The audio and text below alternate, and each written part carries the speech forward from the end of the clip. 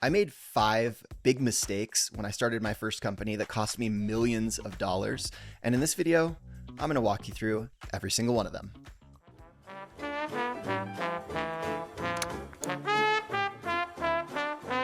Less weight on building in the open.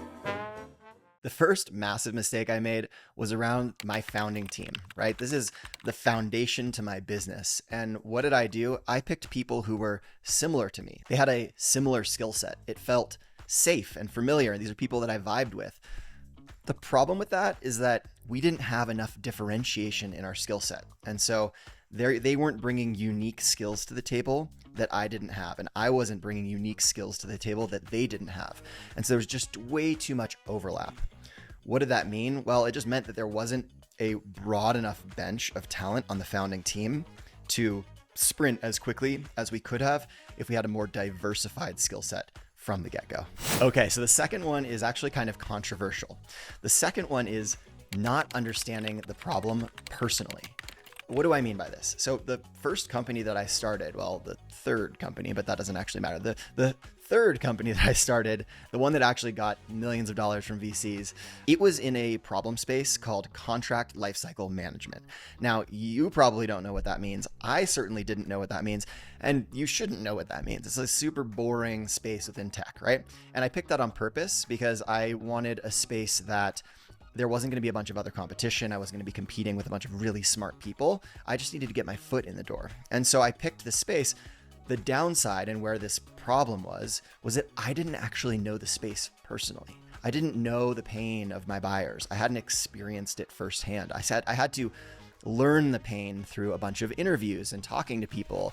And while it can be done, so many successful companies have been built by doing research and by founding teams who don't actually understand the pain firsthand. I personally think I wouldn't do that again. I think it set us back in our growth timeline in a major way, just because I didn't understand it personally. Okay, third mistake. This one is universal for me. I keep coming back to it time and time again, and it is not having enough mentors.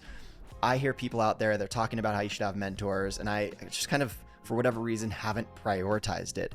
But when I look back, the people who have made the biggest impact in my career were the mentors that I did choose to bring in, or that chose me to get friendly with. And I think that at this point, I've realized if I had done more of that early on, I would have had a bigger outcome, a more successful outcome. I would have accelerated my path.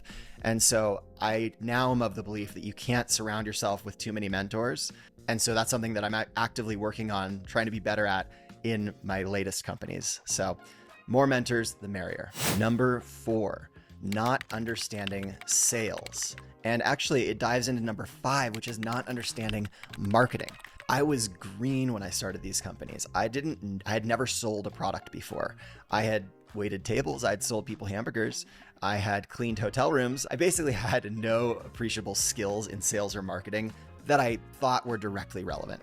Yes, I had spent time cold calling people and fundraising for a nonprofit for 2 years. And I think that is a very transferable skill. And candidly, I think working in the service industry in a restaurant or something like that is one of the best things that someone could do when they're young, to learn a ton of life skills in a short period of time. You learn how to manage other people. You learn how to manage outcomes and get people who maybe are angry to a happy place, or really work with different personalities. And so that is a type of selling. However, the classic like building an inside sales team or field sales or building an account-based marketing plan, those are all things that take time and expertise, and you have to be in the industry and have some reps under your belt. And I didn't have those reps under my belt when I started out. And so there was a huge learning curve that ultimately just meant we were throwing VC dollars out the window while we learned. And I think our VCs knew that was part of the game that they were playing with us, since I was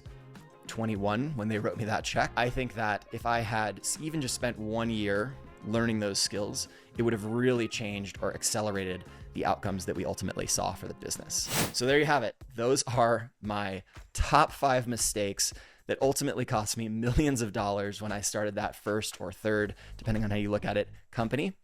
And I hope that you have taken something from this. I hope that you can, avoid the mistakes that I've made.